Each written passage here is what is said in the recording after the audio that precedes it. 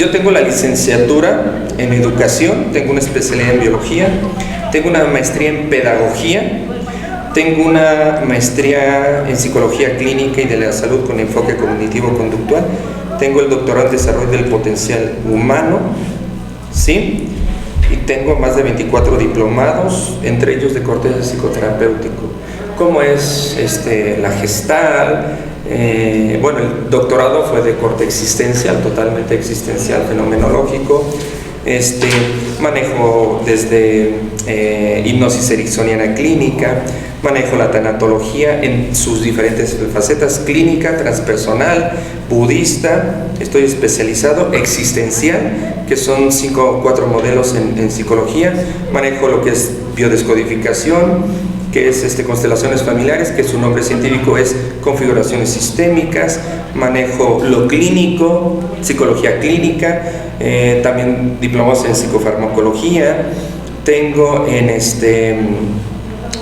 maltrato infantil, abuso y abuso sexual, el de adicciones, logoterapia, pues ya ni me acuerdo, me perdí.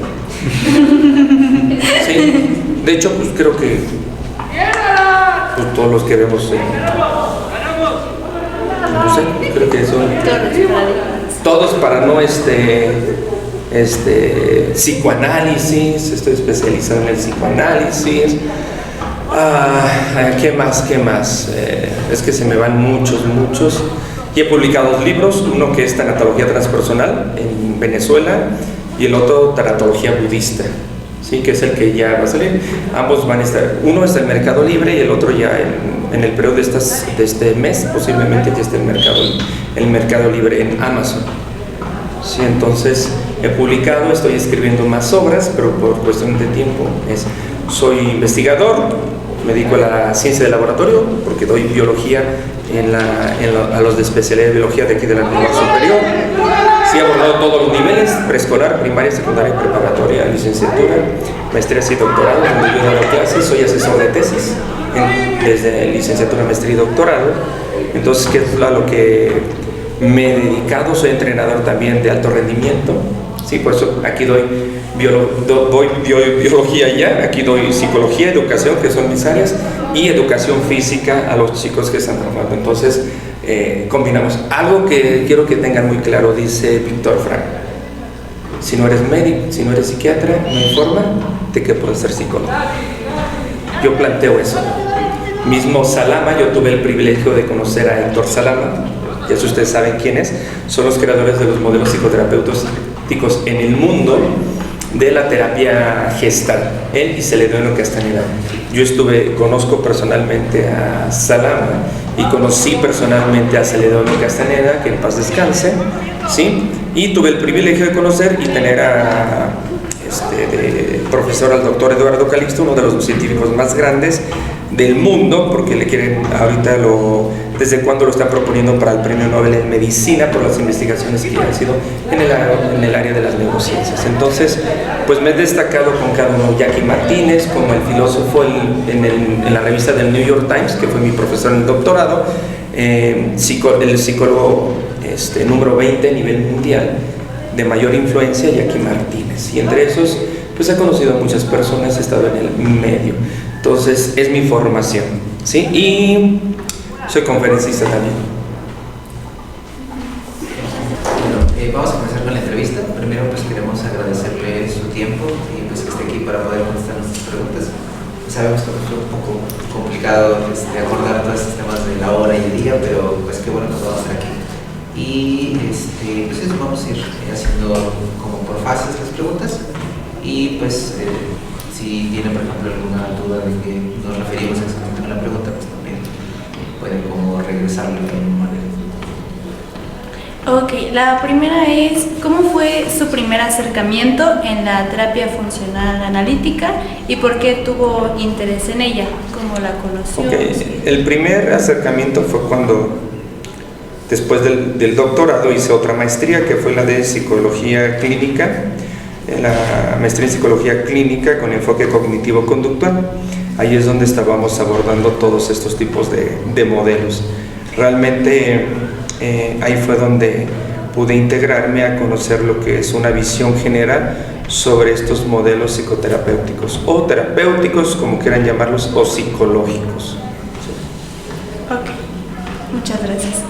Segundo es, ¿cuál es el proceso típico de una sesión de terapia funcional analítica? ¿Cómo se estructura y qué habilidades terapéuticas se requieren en la sesión? Ok, la forma en que la que se estructura es, al fin de cuentas, este es un proceso clínico. El primer acercamiento es a través de la entrevista. Una entrevista estructurada con base a, puedes manejar los ciertos modelos. Si ustedes se dan cuenta, esta es una mezcla de varios modelos, ¿sí? Como es el psicoanálisis, como es la terapia cognitivo-conductual. Entonces, una mezcla de estos modelos en el cual el primer acercamiento es a través de lo que es una entrevista. Esta entrevista la puedes diseñar tú con base a tus propias experiencias, pero comúnmente, como es de corte clínico, ya vienen muchos entrevistas que ustedes en clases les van a dar entrevistas a sus profesores para que ustedes apliquen de forma general y puedan conocer en el proceso de exploración, vamos a decirlo así, en el proceso de exploración y entrevista, donde ustedes van a ir indagando un poquito más a fondo acerca de lo que es su paciente. Recuerden que en estos modelos se les llama pacientes, ¿sí? En otros modelos, como por ejemplo en la psicoterapia humanista existencial o la humanista o estos cortes, se les llama clientes, entonces son diferentes.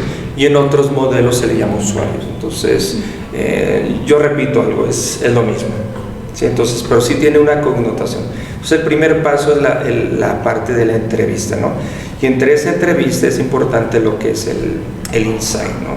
El insight, el insight, el rapport, donde se va llevando todo este proceso, esa relación con tu paciente, ¿no? Martin Buber así lo menciona en uno de sus libros, la relación yo-tú, esa relacionalidad que tengas con tu paciente, ese acercamiento hacia el ser, aunque esto es de corte más existencial, pero si ustedes revisan este modelo, habla también de lo gestáltico, ¿sí? Entonces, es una mezcla, como decimos, es un collage, ¿no?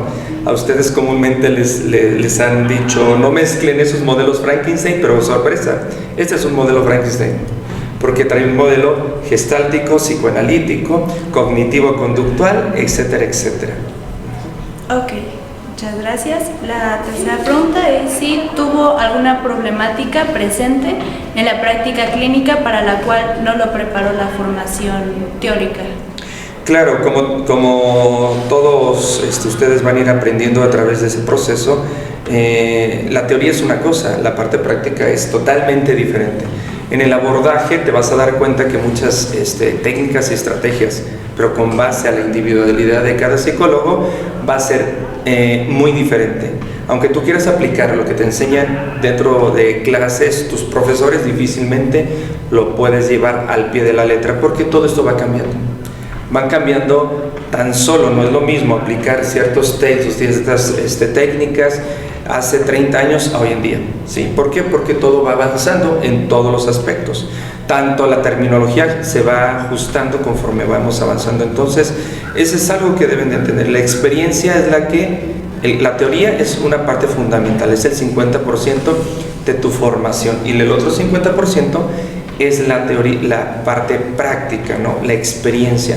Y ahí es donde tú vas a ir ajustando con base a tus propias necesidades y a las necesidades del paciente, vas a ir ajustando todo este proceso.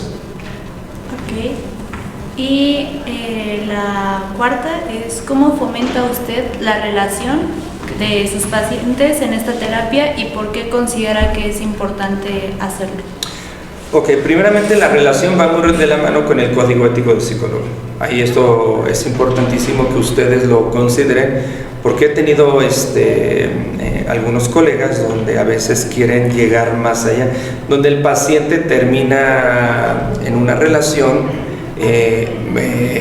desde amorosa hasta posteriormente que caen en demandas por este tipo de situaciones. ¿Pero por qué?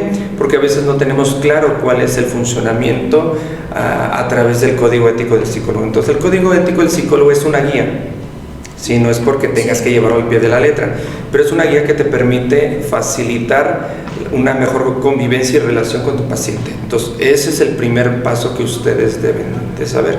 Entonces, en ese tipo de situaciones es muy viable integrar estas estrategias como un mecanismo para poder llevar a cabo un buen funcionamiento en un abordaje terapéutico, psicológico, como quieran llamar.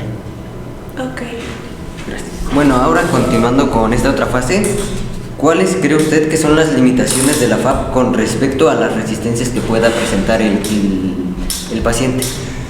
Bien, como estaba mencionando, he tenido pacientes que tienen resistencia porque al fin de cuentas no a todo paciente le va a ajustar todos los modelos. Por eso hay diferentes tipos de modelos, ¿sí? Hay modelos donde puedes abordar lo que es la parte existencial. Entonces, si llega un paciente con una visión de corte existencial y si tú manejas este tipo de modelos clínicos, lógicamente va a haber un choque, ¿no? Es como dos engranes que no ajustan a la perfección. Entonces es importante que ustedes soliciten qué tipo de modelo van a abordar. Por eso en la licenciatura en psicología, ¿qué es lo que hacen? Enseñar diferentes modelos para que tú abordes al paciente con base a ese modelo, ¿sí? Porque la resistencia, más que la resistencia, es que tú debes de hacer la exploración, y con base de la exploración es importante que ustedes le den a conocer al paciente qué tipo de abordaje psicoterapéutico o modelo psicoterapéutico es afín a sus necesidades, ¿sí? Entonces no es lo mismo si una persona viene con un corte existencial o humanista, no lo vas a meter a este tipo de modelos clínicos, aunque ligeramente también lleva un modelo de corte existencial por la parte de la gestal, ¿sale? Pero es importante saber manejar estos modelos. Muchas gracias. ¿Y cuál es el papel del análisis funcional para elegir los métodos que utiliza la FAP que se aplicarán en este proceso terapéutico? El análisis es precisamente, va muy de la mano con lo que es la reflexión, a través principalmente de lo que es el psicólogo, ¿sí? Cuando hablamos de una fase analítica, es una fase de corte totalmente clínico. ¿Qué quiere decir? En este corte clínico hay que trabajar mucho el enfoque objetivo, ¿sí? Aunque si ustedes saben, la mente no es al 100% objetiva, es subjetiva, porque ustedes lo que van a trabajar es con la psique. Entonces, ¿qué significa psique? Si ustedes están estudiando licenciatura en psicología, psique, etimológicamente es ¿qué? Alma, espíritu, no desde el corte religioso. Si nosotros nos vamos a la historia de los antiguos griegos, es la famosa diosa, la diosa Psique, que significa precisamente alma o espíritu. Logia es lo que es el estudio del tratado, pero también hay otras connotaciones, no nada más es ese significado, también es el sentido. Entonces se escucharía menos objetivo, ¿sí? El sentido del espíritu del alma, que es el estudio del tratado del alma. ¿Se dan cuenta? Por eso es muy importante que dentro de estos modelos nos enseñen lo que son las etimologías. Si no sabemos de etimologías, nos vamos a perder en todos estos conceptos. Y bueno, ¿a qué cree que podían deberse las resistencias de los pacientes en cuanto a este tipo de terapia? Nuevamente, lo que mencioné, la resistencia va más relacionado al modelo que tú quieres abordar. Si un paciente llega y quiere un abordaje, por ejemplo, basado en la logoterapia, y tú le quieres meter este tipo de modelos clínicos, ahí es donde viene la resistencia. O sea, es como cuando tú vas a un restaurante, ¿sí? Vas a pedir lo que te gusta, ¿cierto o no? No es lo que te está ofreciendo él, ¿sí? El cocinero o el mesero. Hay una carta y tú dices, yo quiero esto, pero de repente dicen, ¿sabes qué? Yo te voy a llevar lo que a ti te conviene, ¿verdad que no? Dices, pues yo estoy pagando el servicio, por lo cual yo quiero este modelo. Entonces muchas personas ya saben qué modelo quieren, por eso buscan a un psicólogo con base a sus propias necesidades, que a él le conviene, ¿no? Si quieres cognitivo-conductual, si quieres la gestal, la logoterapia, la hipnosis ericksoniana clínica, etcétera, etcétera. Entonces dices, yo quiero este modelo.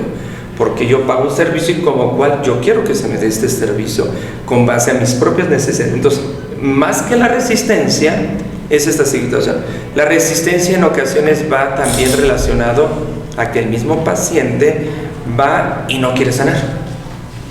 Va como para esperar, sí, que nosotros le solucionemos el conflicto, pero no es así. Nosotros somos solamente guías. Sí, nosotros, recuerden algo que deben de tener presente, nosotros no ayudamos, nosotros guiamos, aunque en los modelos de Bert Hellinger sí le llaman la ayuda, sí, pero nosotros orientamos y guiamos al paciente. Entonces, más que eso, ahí es donde entra parte de lo que es la resistencia. Muchas gracias. Y continuando con esa parte, ¿alguna vez usted ha tratado con un paciente con este tipo de resistencia? Y si sí, ¿cómo es que usted lo trató? De cierta manera, hasta cierto grado, sí, porque hay veces que dicen, es que yo quiero, por ejemplo, el modelo cognitivo-conductual. Sí, por ejemplo, a mí me han llegado y me dicen, oiga, me mandó el psiquiatra para abordar el modelo cognitivo-conductual porque tengo este problema, ya vengo diagnosticado, y yo les digo, ¿sabes qué? Yo no puedo manejar el modelo cognitivo-conductual como tal. ¿Por qué? Porque hay muchos por mayores en los cuales van surgiendo en el modelo terapéutico. Entonces, no, yo voy a manejar con base a tus necesidades, pero tú no sabes qué son necesidades. ¿Por qué? Porque nunca has tenido un abordaje terapéutico, es la primera vez. Entonces, a veces se dejan guiar por lo que dice el psiquiatra. Pero recuerden, un psiquiatra no da terapia. Un psiquiatra está exclusivamente para medicar, hasta ahí. Así como nosotros no medicamos, nuestro trabajo es precisamente abordar a pacientes. Entonces, muchos psiquiatras quieren hacer la función del psicólogo, cuando esa no es su función. ¿Sale? Bueno, pasando a otra faceta, ¿podría explicarnos algún ejemplo que aplique en sus intervenciones terapéuticas? ¿Algún ejemplo? En las intervenciones trabajamos, bueno, en lo particular yo trabajo mucho con estos modelos que maneja el proceso, estos modelos que es precisamente el mindfulness, que es lo que ustedes también, no sé si ya entraron, porque ¿qué es lo que hace? Si ustedes entienden, el mindfulness hoy en día es una moda, ¿no? Aunque esto no es nuevo, esto viene desde hace miles y miles de años atrás, ¿sí? ¿Qué es las terapias de relajación, lo que es el yoga, lo que es la meditación? Pero tiene que tener todo un proceso, no es tan sencillo de abordar a un paciente. ¿Qué es lo que hacemos? Por ejemplo, un caso de depresión, ¿sí? Entonces, ¿qué es lo que hace cuando metemos a una persona a meditar, a hacer yoga? ¿Sí? Lo que hacemos es tiene una parte científica y es lo que a veces no nos enseñan. Pensamos que nada más es estirar y no. Ok. Entonces les voy a explicar un poquito la parte biológica. Yo cuando mando a una persona, lo primero que hago es precisamente que hagan el mindfulness, yoga y meditación. ¿Por qué? Si hacemos meditación y trabajamos con la aromaterapia, ¿qué es la que hace la aromaterapia? Bajar los niveles de estrés que se producen las glándulas suprarrenales, que están ubicadas en la parte superior de las riñones. Entonces, exceso de cortisol en la sangre lo baja. ¿Por qué? Porque cuando hacemos utilizamos la aromaterapia y los ejercicios de meditación o relajación, bajan esos niveles de cortisol, ¿sí? Bajan los niveles de adrenalina, conocido también como epinefrina, noradrenalina, etcétera, ¿sale? Bajan estas hormonas y se incrementan 4 neurotransmisores esenciales, que es la serotonina, dopamina, oxitocina y endorfinas, ¿vale? Ustedes ya están viendo todo esto. Bajan se incrementan esos niveles y bajan los niveles de hormonas dañinas en exceso para el cuerpo humano. No que sean dañinas, sino es el exceso. Entonces, cuando esa persona entra en un estado de relajación, posteriormente, fíjense, el yoga, ¿para qué nos sirve? El cuerpo humano lleva una contracción muscular. Cuando una persona está estresada, ¿sí? ¿Qué es lo que hace? Entra en activación el sistema nervioso simpático. Está trabajando y el parasimpático está bloqueando. Cuando hacemos la meditación o ejercicios de relajación, entra y se activa el sistema nervioso parasimpático, liberando estos neurotransmisores. 1, 2, ¿sí? Intervienen en la contracción muscular. Cuando el cuerpo está contraído por el estrés, dos proteínas que intervienen en la contracción muscular. ¿Qué quiere decir? Miosina y lactina. Eso no permite que los glóbulos rojos, el oxígeno y los nutrientes lleguen a nuestro cerebro y a nuestras células. Entonces, ¿qué es la que hacen estas técnicas de mindfulness? Hacen todo lo contrario, hacen que se relaje el cuerpo, como a través de la teoría que se le llama deslizamiento de fibras musculares, que tiene que ver con la liberación de dos proteínas más, que es la troponina y la tropomiosina. Lamentablemente estos no se los enseñan en las licenciaturas en psicología, porque los profesores no saben de estos temas de biología. Soy biólogo también. Entonces, ¿qué es lo que me permite saber cómo funciona el cuerpo biológico, ¿sí?, con el cerebro, que las neurociencias que ustedes deben de manejar todo el funcionamiento de neurotransmisores, el funcionamiento del cerebro, porque eso es lo que van a saber. Entonces, esas es las técnicas 100% efectivas y comprobables científicamente.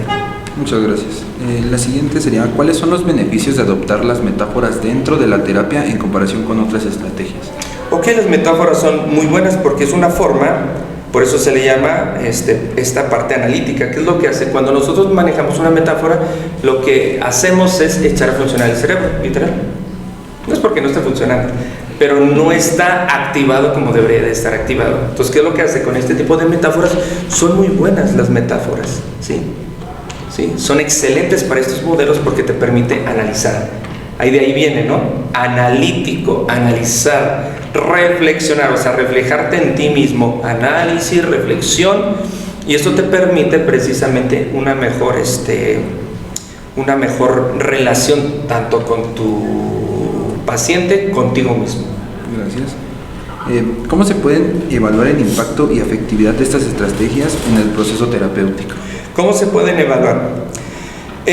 Comúnmente este tipo de procesos, como dice, se pueden evaluar a través precisamente de ciertos modelos que se van diagnosticando, ¿no?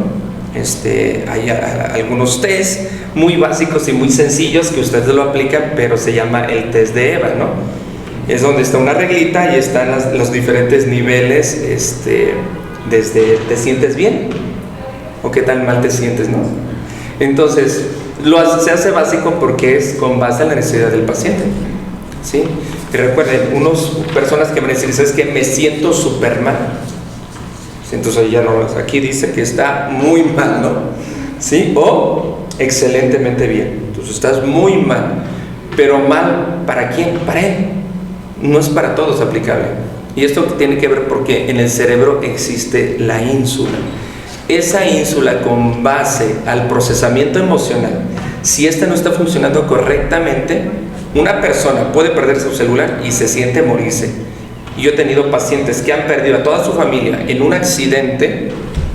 Murieron papá, mamá, esposo, hijos, primos, tíos, abuelitos, toda su familia en un accidente, que se fueron de viaje y llegan y dices, wow, ¿cómo lo haces para verlo también?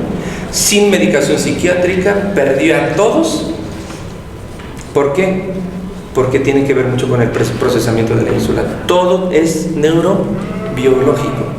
Y si nosotros entendemos el cerebro, vamos a entender que una persona que pierde su celular está sintiendo el mismo dolor y sufrimiento que una persona que perdió a su familia. ¿Se dan cuenta?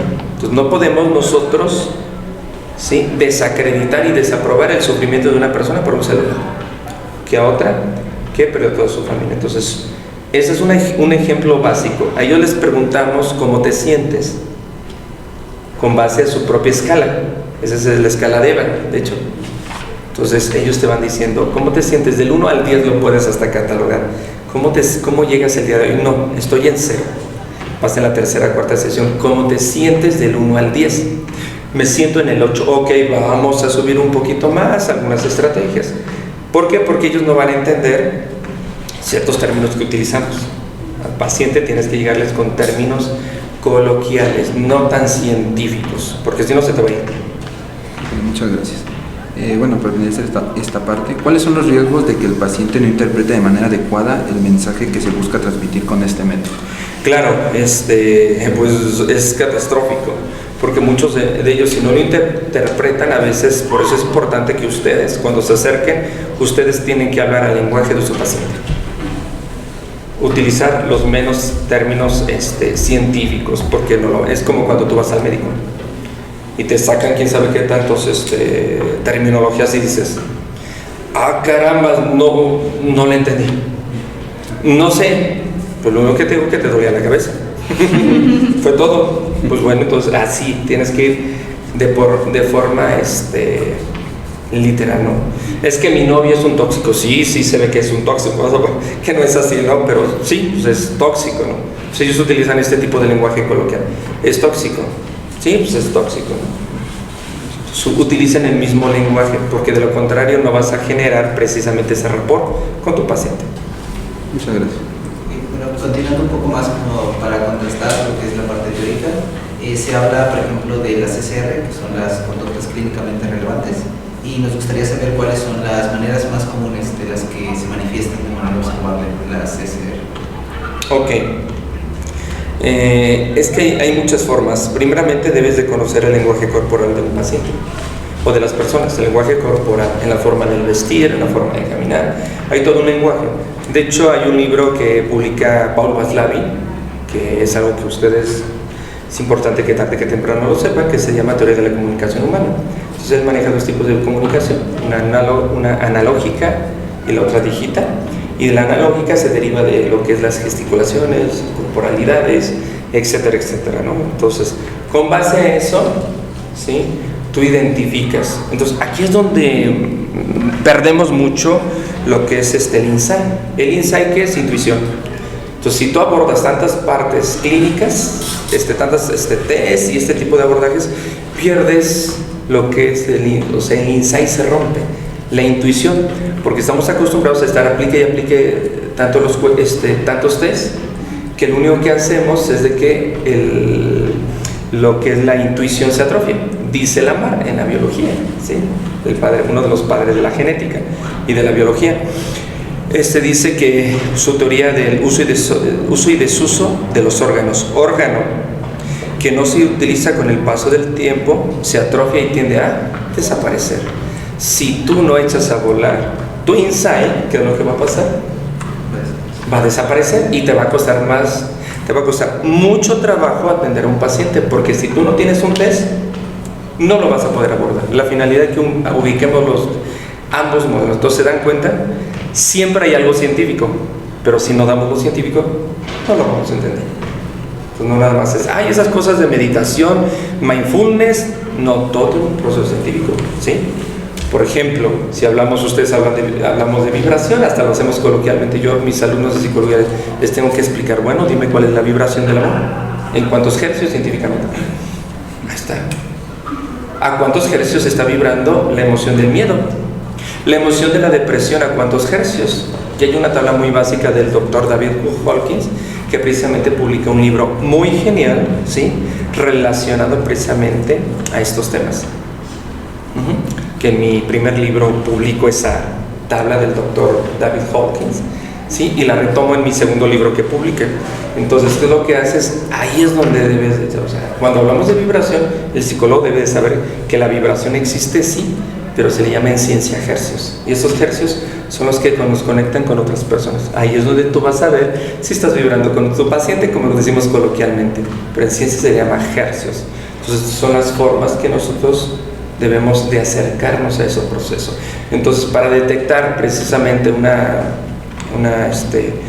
psicopatología, ¿sí?, porque hay una diferencia entre psicopatología, patologías nosotros no las diagnosticamos, ¿sí? Las patologías son para los médicos y psicopatologías para los psicólogos, ¿sale? La psicopatología se genera después de los 7 años de edad.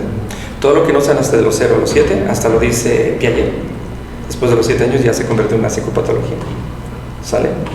Entonces, al abordar estas psicopatologías como lo que es la depresión, vamos a llamarlo así, tú la abordas no para erradicarla al 100%, porque no la erradicas, porque una psicopatología es sinónimo en la parte médica a VIH, enfermedad crónico-degenerativo, ¿sí?, SIDA, cáncer, diabetes, etcétera, etcétera, ¿sí? Es como si nosotros tuviéramos todas esas enfermedades, pero en la parte psicológica. Entonces, ¿qué es lo que sucede en este sentido? De ahí derivan muchos factores, ¿vale? Si la depresión, pensamos que es que si está triste, está deprimido. No, la depresión se maneja en diferentes formas. Una persona alegre puede estar deprimida. ¿Cómo? Alegre en su exterior, pero en su interior, en la psique, está el proceso de la depresión. La depresión, ansiedad, en ocasiones esto ni en el DSM-5 viene. Por eso lo decíamos, esto a través de la experiencia, lo que vamos abordando. Una persona con ansiedad, automáticamente estamos hablando de duelos no resueltos en el pasado. Y a veces ese duelo ni siquiera es tuyo, son de tus tatarabuelos, bisabuelos, y lo nuevo de hoy en día es la epigenética. Y si no entendemos de la epigenética en términos clínicos a estos modelos, porque estos modelos ya abordan la epigenética, ¿sí? Ahí es donde está toda la información. Bueno, muchas gracias. También se habla sobre que hay reglas en el proceso de la terapia para la intervención, y se menciona la segunda, que es tratar de crear un ambiente reforzante para las conductas clínicamente relevantes. ¿Cuáles serían estas formas de buscar las conductas, y si las formas van más enfocadas a lo que es el paciente o a la problemática que presenta el paciente? Bueno, más que nada estas formas, estas reglas, caemos en lo mismo que mencionábamos hace rato, ¿sí? Es el código ético del psicólogo, son reglas, y ahí es donde está todo. Gracias. Igual, otra de las reglas menciona que se describen repertorios para el cliente para ayudarles a identificar sus conductas. ¿Y cómo es que son estos repertorios que se le brindan al paciente para que puedan identificar los conductas? Ok, los repertorios es lo que ahorita veníamos manejando. Por ejemplo, mindfulness se maneja así de forma general, pero si te vas a lo particular, hay muchos, ¿no? El mindfulness va relacionado con el yoga, mindfulness tiene que ver con el deporte, alimentación, ¿sí? Meditación, ejercicios de relajación, masajes terapéuticos, porque en el masaje descontracturas músculos, ¿sí? Permites que tus músculos se relajen gracias a la troponina y tropomiosina, que son dos proteínas de relajación, ¿sí? Permites que tu sistema linfático funcione de forma adecuada, etcétera, etcétera. Entonces, esto es el repertorio. Se dan cuenta que el mindfulness nada más es algo general, pero tiene infinidad de técnicas y estrategias para poder trabajar con un paciente. Gracias. Y también en esta construcción de lo que es el yo dentro de la FAP, ¿cómo es que se refleja la parte de control privado o público mediante las respuestas que hace el paciente? Mediante las respuestas. Cuando estamos en el yo, estamos hablando que no hay un estado de conciencia como tal, ¿sí? En las nuevas evidencias científicas por el doctor Eduardo Calixto, en su libro publicado, un clavado a tu cerebro, ahí hablamos de la corteza prefrontal. La corteza prefrontal se conecta en las mujeres entre los 21 y 22 años, ¿sí? En los hombres de los 23 y se pueden prolongar hasta los 33, pero solamente conecta la conciencia, ¿sí? El 20% de los hombres y 20% de las mujeres, ¿sí? Entonces, ¿qué quiere decir? Estamos en una situación grave, es complicado, niveles de conciencia totalmente diversos. Ahora continuamos con mi parte. ¿Usted cuáles considera que son las formas verbales más comunes de los pacientes durante las sesiones de terapia? Las formas verbales son las formas, uno, basado en el código ético del psicólogo, respetando lógicamente muchas reglas básicas del abordaje psicoterapéutico, y dentro de eso utilizar este lenguaje apropiado, más coloquial, apropiado en el término coloquial, ¿sí? Sin utilizar esta parte tan grotesca que algunos psicólogos utilizan, ¿no? Entonces, a mí me ha tocado estar con psicólogos que están, por ejemplo, con su celular. Si una persona está con su celular, yo agarro, me levanto y me voy. Jamás permitiría que alguien me esté abordando con un celular. Uno. Dos, mucho menos que esté fumando. Y hay psicólogos que están fumando, ¿sí? Entonces, yo, como especialista, no lo hago porque no me gusta, mucho menos Si me gustara, mucho menos lo haría con mis pacientes. Entonces, ese es un problema, ¿no?, que radica en muchos psicólogos. Ok, muchas gracias. La siguiente pregunta es, ¿en qué momento se diferencia claramente este control entre lo privado o lo público del cliente sobre sus respuestas? Entre lo privado y lo público.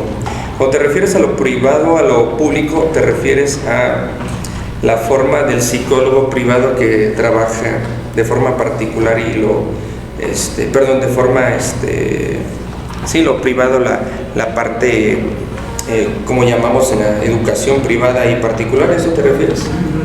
Ah, ok. ¿De qué forma? Híjoles, aquí hay una situación. Si abordas la parte pública, es como el médico, lo mismo, ¿sí? El médico no te da una atención porque está en la parte pública de calidad, pero la parte privada te va a dar, ¿no?, porque le vas a pagar. Sí, aunque allá se le está pagando. Pero ese es un problema de ética.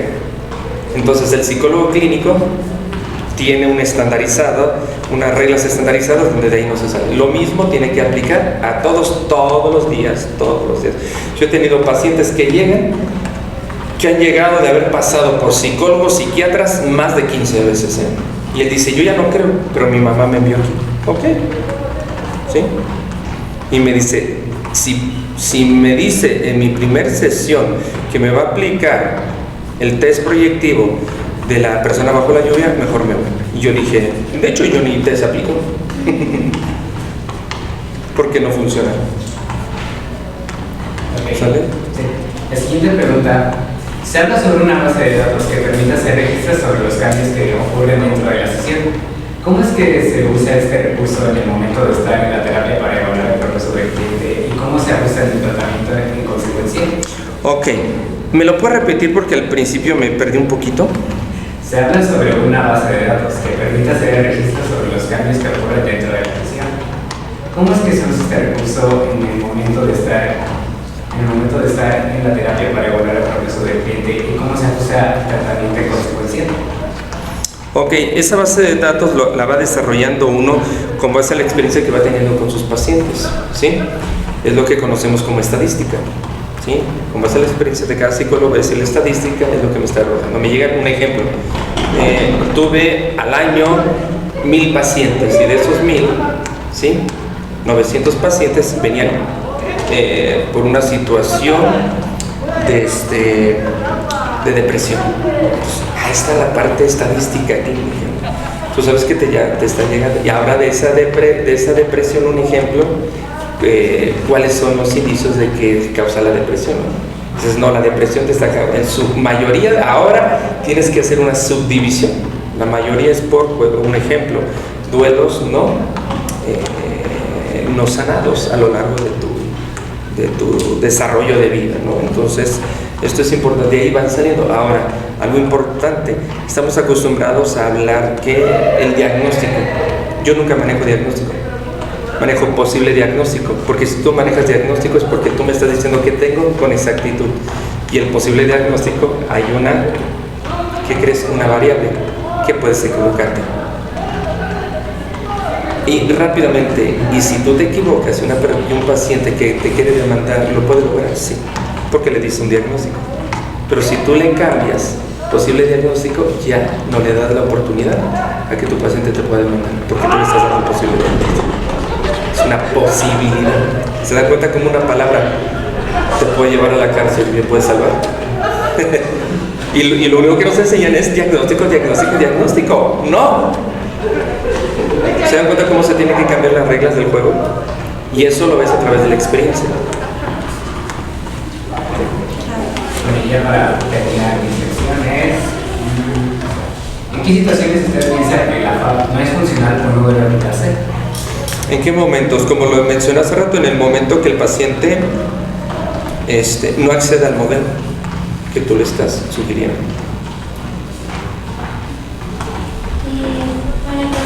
En base a su experiencia, ¿en qué problemáticas es más efectiva la FAP?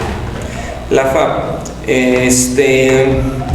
comúnmente son problemáticas más básicas, ¿no? Por ejemplo, como una depresión que puedes detectar que se presentó por un duelo, ¿no? Hoy le decía, Hay personas hoy en día con lo que se está viviendo es, híjole, estoy viviendo un duelo porque se me murió mi perrito, ¿sí? Entonces es muy fácil de detectar ahí la depresión. ¿Por qué? Pero hay depresiones que vienen a fondo que este modelo no lo detecta. Una depresión de un duelo que no lo trabajó tu tatarabuelo, pero que no sabes que ese duelo va de generación en generación.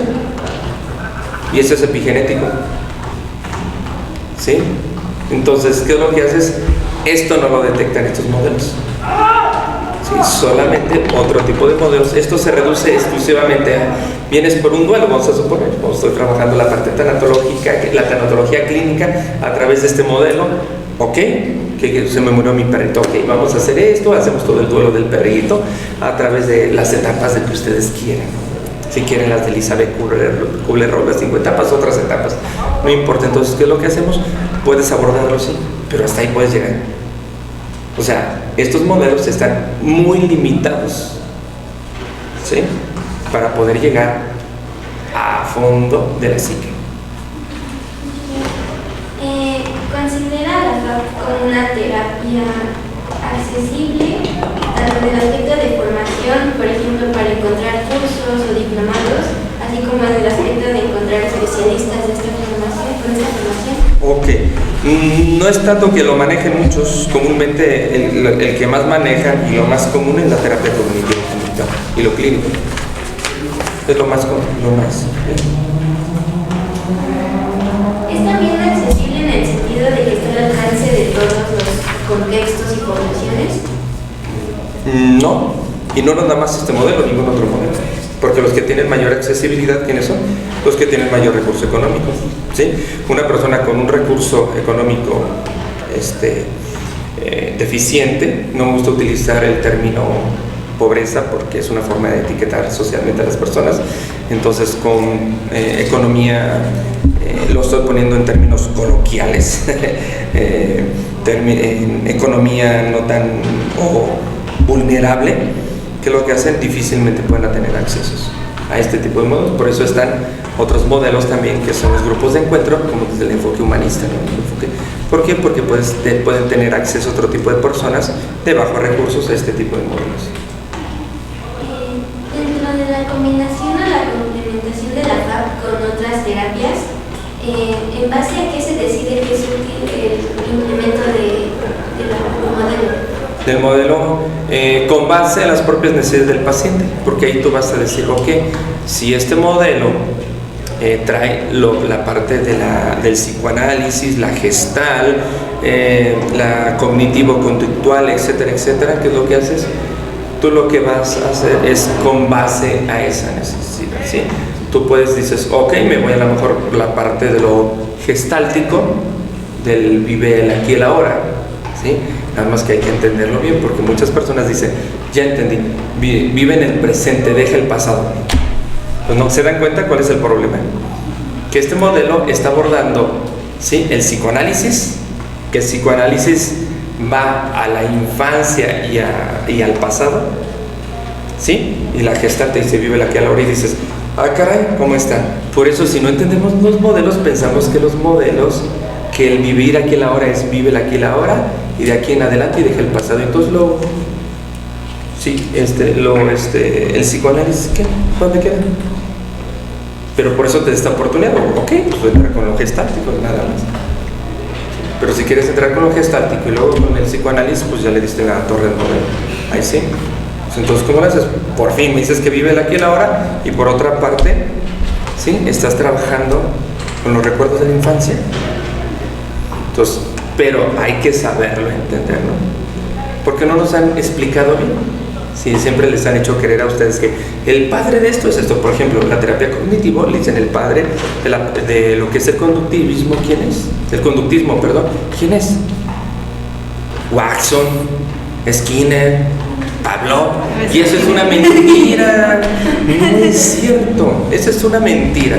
La psicología que hoy en día conocemos, toda la psicología se la robaron a los monjes budistas, hinduistas, tibetanos y la apropiaron. Entonces, allá les llaman karma, aquí le llamamos cognitivo-conductual. ¿Se dan cuenta? Es lo mismo, pero se lo robaron. Aquí al cerebro le llamo cerebro, sistema nervioso central. Se lo robaron la medicina a los hindúes, a los chinos, japoneses, y allá le llaman, ¿sí?, Kundalini. Y dicen, esto no existe. Por Dios, pues ese es el origen y la raíz. Digamos que lo que vemos ahorita en las universidades es un pirataje de las antiguas civilizaciones. Esto es un pirataje. Todos los modelos, la Gestalt. ¿Quién es el padre de la Gestalt? Fritz Perls, Laura Perls y Goodman, ¿sí? ¿Quién les dijo eso? Lao Tse ya manejaba esto. Lao Tse decía, sí, el exceso de pasado te genera depresión y tristeza. El exceso del futuro, angustia, ansiedad. Vive aquí y ahora, te va a dar paz. ¿Se dan cuenta? Y así sucesivamente. Todo lo que pensamos que son creadores de esos modelos, se lo replicaron. Perdón, pero es la realidad. Los modelos psicológicos son piratajes de otros modelos mucho más antiguos. Bueno, continuando con esta parte de implementación de otras terapias dentro de la FAP, ¿nos podría contar sobre alguna vez que haya practicado este tipo de combinaciones terapéuticas? Sí, casi siempre. Sí, las combino. Algo que les van a ustedes explicar, y yo también lo viví en licenciatura, maestría y doctorado, es no utilicen los modelos, así no los mencionas, ustedes lo han escuchado, ¿no? Frankenstein. Pero sorpresa, son los mejores modelos y más efectivos. Si tú no manejas eso, ustedes lo van a ver. Si ustedes no haces esto, jamás vas a poder ir a la raíz de la psique de un paciente, jamás, no hay forma, ¿sí? Porque puedes abordar un modelo psicoanalítico y pasarte a un modelo existencial, y del existencial bajarte a un modelo, ¿sí?, el que tú quieras, logoterapéutico, que es de corte existencial pero con otra visión, basado en el sentido de la vida. Entonces puedes brincar de un modelo a otro, ¿sí? Y lamentablemente es lo que nos enseñan. Esto no es funcional, pero al fin de cuentas hoy en día se está viendo, porque muchos pacientes ya no quieren, ¿sí?, un modelo clínico, ya no es funcional, ya se sabe. Entonces muchas universidades están cambiando esto, tanto es aquí que aquí en la universidad del siglo XXI, ¿sí?, ya nos pidieron que nosotros modifiquemos los planes y programas de psicología que consideremos que están desfasados.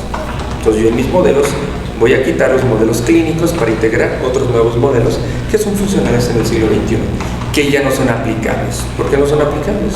Repito, imagínate, en un proceso de ensayo, vas a atrofiar el ensayo y lo único que va a ser, híjole, es que ya no puedo. ¿Cómo conecto con mi paciente? Pues estás desconectado. Sí, entonces van a llegar pacientes y dicen, es que no me sentía a gusto con el psicólogo o la psicóloga. ¿Por qué no conectaste con el insight? ¿Por qué está atrofiado ya? ¿Sí?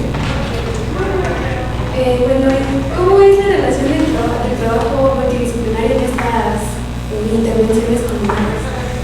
Como lo dice multidisciplinario, abordar varias estrategias, varias propuestas, varios modelos, porque esto trae varios modelos, ¿de acuerdo? Por eso es cómo se llama este modelo terapéutico.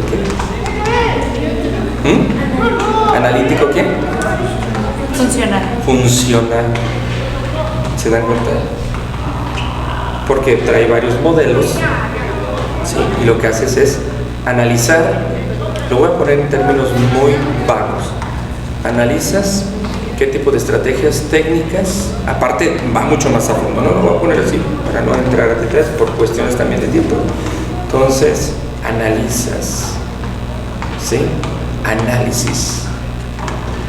Y este análisis va relacionado precisamente a que tú, a través de tu propio insight, determines, ¿sí?, qué tipo de modelo es funcional, ¿sí?, para el paciente. Y se lo recomiendes, No es de que voy a trabajar porque lo tienes que hacer. No es así.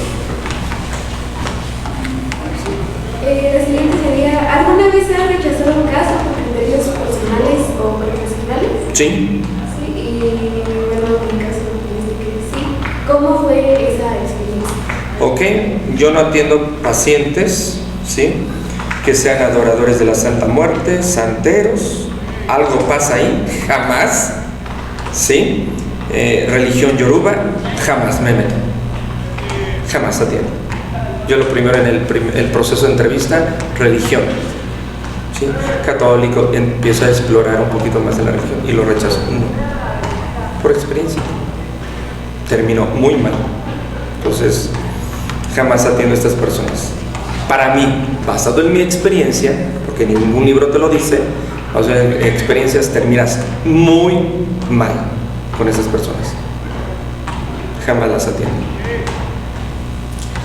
Y ya para terminar, la última pregunta sería, ¿cuál cree que es el futuro de la FAP? ¿De qué manera piensa que va a evolucionar? ¿O usted cree que adquiera más difusión en el futuro o se ha dejado a un lado? No, de hecho no va a evolucionar. Van a cambiarse los patrones. Hay otros modelos psicoterapéuticos que están evolucionando mucho más que ese, ¿no? Y tenemos que reconocer, ¿sí?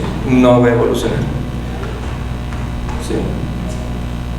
Evolucionaría, pero con otro modelo, no con este modelo, porque no, nuevamente lo dice, no va a ser funcional en un futuro. Estamos hablando de un futuro lejano, no cercano, muy, muy lejano.